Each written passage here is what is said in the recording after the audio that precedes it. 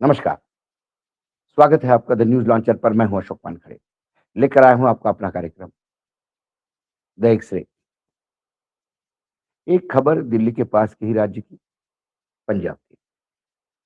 लेकिन 2027 में पंजाब में भी चुनाव है 1 साल बाद। और जैसे कि भारतीय जनता पार्टी 24/7 चुनावी मोड में रहते हैं, तो वहाँ पे भी चुनावी मोड माने चुनावी जो कार्यक्रम चल रहे हैं उससे झलकता है कि चुनाव की तैयारियाँ चल रही हैं। अकाली दल जो एक समय पंजाब की अपनी पार्टी थी, वो कहीं न कहीं हाशिए पे लग गई है। वो पुनर्जीवन के लिए प्रयासरत है।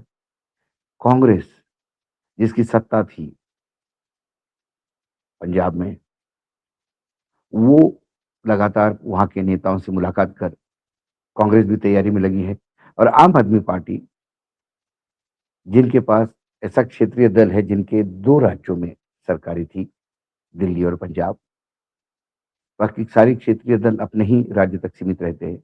कभी एक आध बार नॉर्थ ईस्ट में तृणमूल कांग्रेस को छोटे से राज्य में कहीं जगह मिली तो, नहीं तो डीएमके, एआईएडीएमके का तमिलनाडु में, केरल में लेफ्ट वर्सेस राइट वो चलता है। Samajwadi Party, BSP, TMC Bengal में, अ, बीजेडी उड़ीसा में, तेलंगाना में टीआरएस थी। लेकिन केसीआर को लगा कि आम आदमी पार्टी जैसे वो भी राष्ट्रव्यापी कोई संगठन खड़ा कर दे। उन्होंने बीआरएस खड़ा कर दिया, वही टीआरएस का बीआरएस कर दिया और राष्ट्रीय पार्टी घोषित करने का प्रयास किया। लेकिन इसी के बीच वो अपने हाथ से तेलंगाना भी खो गए बैठे। लेकिन आम आदमी पार्टी के पास 2 सरकारें थी, दिल्ली और पंजाब। पंजाब में उनके पास फुल फ्लेज सरकार थी। 5 साल मान साहब की वहाँ सत्ता थी और ऐसा लगता है कि फिर वो भी तैयारी में लगे हुए हैं। इसी बीच में बीजेपी जो हर चुनाव बड़ा सीरियसली लड़ती है और उनको एक कहीं न कहीं वो कसक है कि इस उनके हाथ से हम उनसे दूर चली गई अकाली दल और वो अकेले पड़ गए। और वो प्रयास करने के बाद भी कुछ कांग्रेसी नेता लिए, कभी अकाली दल से नेता उठाए। उसके बावजूद भी जो एक संगठन बनाना चाहिए, जो ताकत पंजाब में उनकी होनी चाहिए, वो हो नहीं पाती। पंजाब में उनको जैसा इस साइड पे दिल्ली और हरियाणा में बीजेपी है, पंजाब में भी यदि बीजेपी होगी, तो ये किसान का उठने वाला आंदोलन बार-बार बीच-बीच में, वो पूर्ण रूप से वो कंट्रोल कर सकते हैं कि जैसे अब पश्चिमी उत्तर प्रदेश के जो किसान हैं, कहीं न कहीं जब भी आंदोलित होते हैं, तो योगी आदित्यनाथ की सरकार बॉर्डर पे टाइट करती है। या हमने पिछली बार भी देखा था कि शंभू बॉर्डर पे कैसा हरियाणा सरकार ने ही पंजाब के किसानों को रोका था। पंजाब कई मायनों में बीजेपी के लिए बहुत अहम राज्य है और उनको वो चाहिए। ऐसे में जब मैं खबर पढ़ता हूँ कि पंजाब में बीजेपी को बड़ा झटका और उनके बड़े दिग्गज नेता ने थामा अकाली दल का दामन, तो मुझे लगा कि ये तो बड़ी गड़बड़ हो गई। जहाँ पार्टी को और सशक्त होना था, वहाँ पार्टी के बड़े नेता कैसे छोड़ के जा रहे हैं। तो जब मैंने एक्स-रे से देखा तो मैंने पाया कि पंजाब बीजेपी के उपाध्यक्ष और बड़े उद्योगपति बिज़नेसमैन ने बीजेपी का साथ छोड़ दिया है। वो अब शिरोमणि अकाली दल एसडीए में शामिल हो गए हैं। सुखबीर सिंह बादल ने उनका अपने पार्टी में स्वागत किया। पंजाब में बीजेपी को बड़ा झटका लगा है। शिरोमणि अकाली दल और बीजेपी में गठबंधन की चर्चा बीच बड़ी सियासी खबर सामने आई। रविवार को पंजाब बीजेपी के उपाध्यक्ष और बिजनेसमैन और पूर्व विधायक अरविंद खन्ना बीजेपी छोड़कर शिरोमणि अकाली दल में शामिल हो गए। पार्टी के अध्यक्ष सुखबीर सिंह बादल ने संगरूर में उन्हें अकाली दल में शामिल करते हुए उनका स्वागत किया। अरविंद खन्ना 2 बार के विधायक रहे हैं, पहले वो कांग्रेस में भी रहे हैं। साल 2022 में वे बीजेपी में चले गए। शिरोमणि अकाली दल में शामिल होने से पहले वह पंजाब में बीजेपी के उपाध्यक्ष पद की जिम्मेदारी संभाल रहे थे। वो बीजेपी की पंजाब की कोर कमेटी और वित्त कमेटी के मेंबर भी रहे हैं। पंजाब में साल 2027 में विधानसभा के चुनाव होने हैं। इस चुनाव के पहले सुखबीर सिंह बादल ने बड़ा दांव चलाते हुए अरविंद खन्ना को अपने पार्टी में शामिल कराने में कामयाबी हासिल की।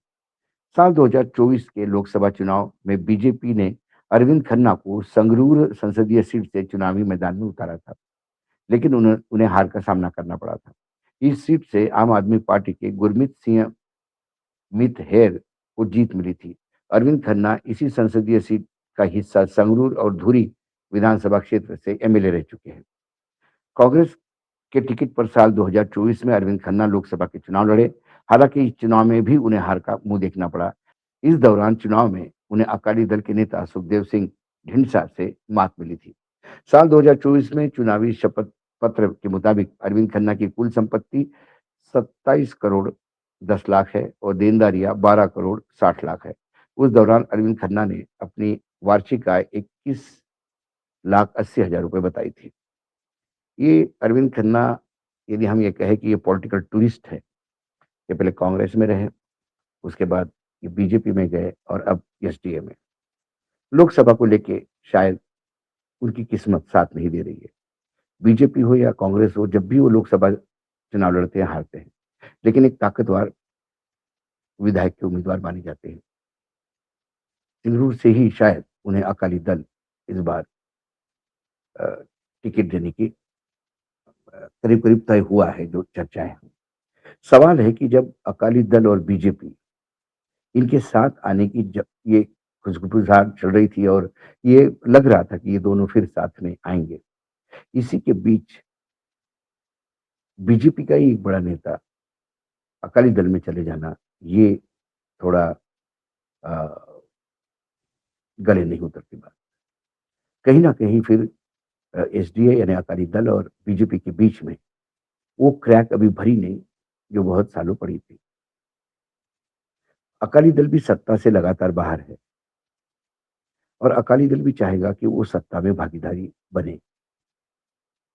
अकाली दल और बीएसपी के साथ में आएंगे या बीएसपी बीजेपी अकाली दल एक कोई नया ट्रायंगल बनेगा, या बीएसपी बी टीम बन के लड़ेगी, क्योंकि वहां पे पंजाब में पिछड़ों का वोट भी बड़ा मायना रखता है। काशीराम जी का मूवमेंट यदि हम याद करें, तो वो भले ही उत्तर प्रदेश में उनको पहली सफलता मिली सरकार बनाने में, लेकिन उनकी शुरुआत पंजाब से हुई थी और फिर यूपी में आते आते उनके मूवमेंट ने बहुजन समाजवादी पार्टी की शक्ल बना दी, यानी एक जन्म दिया उस पार्टी को। कुल मिलाकर बीजेपी के लिए, क्योंकि जहां-जहां जैसे महाराष्ट्र में बीजेपी लगातार विपक्ष से ही नेता नहीं उठा रही है, जो अपने साथी दल है, उनके यहाँ भी उनका कई बार शिकार कर लेते हैं। एकनाथ शिंदे के लोग हो या अजित पवार के लोग हो, वो भी बीजेपी में शामिल होते हुए दिखाई देते हैं। लेकिन ये उल्टी गंगा बह रही है, बीजेपी से लोग अकाली दल में जा रहे हैं।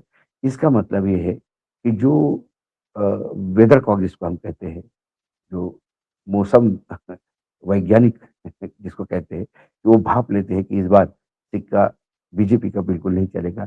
हो सकता है खन्ना जी को अकाली दल में कुछ जगह मिले। कांग्रेस में शायद वो इसलिए भी नहीं आए होंगे, क्योंकि कांग्रेस में ज़रूरत से ज़्यादा नेता पहले ही भरे हुए हैं और कांग्रेस के नेतृत्व को हाल ही में अ, वहाँ अपने नेताओं की बैठक बुलाकर बस लड़ो मत, साथ रहो, एक रहोगे तो सत्ता में आओगे, ये मंत्र बार-बार देना पड़ रहा है।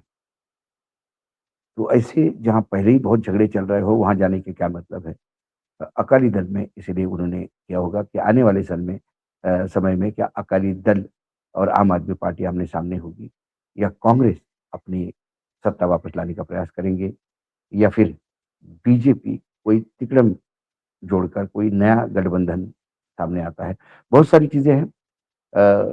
आम आदमी पार्टी के लिए भी बहुत मुश्किल है कि वो अपनी सत्ता रोके रखे, क्योंकि पंजाब में जो आम आदमी पार्टी ने वादे किए थे, वो मुश्किल से वादे निभा पा रही है। वैसे भी जहाँ डबल इंजन की सरकारें नहीं हैं, वहाँ केंद्र सरकार जो फाइनेंस से लेके कई चीज़ों में इन विपक्ष के राज्यों को जो दुय्यम दर्जे का ट्रीटमेंट मिलता है, उससे भी कई जगह वो वादे अपने पूरे नहीं कर सकते। तो कई चीज़ें हैं। जब मैं एक्सेल से देखता हूँ, तो मुझे ये बीजेपी के लिए बहुत बड़ा झटका लगता है। जो मंसूबे थे मोदी, अमित शाह के, उन पे पानी फिरता हुआ नज़र आता है। अ, और अकाली दल ये एडवांटेज अकाली दल है। आम आदमी पार्टी को ये ज़रूर देखना होगा कि अकाली दल जिस हिसाब से तैयारी कर रहा है, क्या अकाली दल, कांग्रेस, बीजेपी और आम आदमी पार्टी इस मल्टी कॉर्नर के लिए कॉन्टेस्ट होता है, तो क्या इसमें फ्रैक्चर्ड मैंडेट आएगा या फिर क्लीन स्वीप होगा जैसा पिछली बार आम आदमी पार्टी ने किया? आज एक से में इतना ही, कल फिर आता हूँ किसी विषय के साथ। तब तक के लिए नमस्कार, देखते रहिएगा न्यूज़ लॉन्च।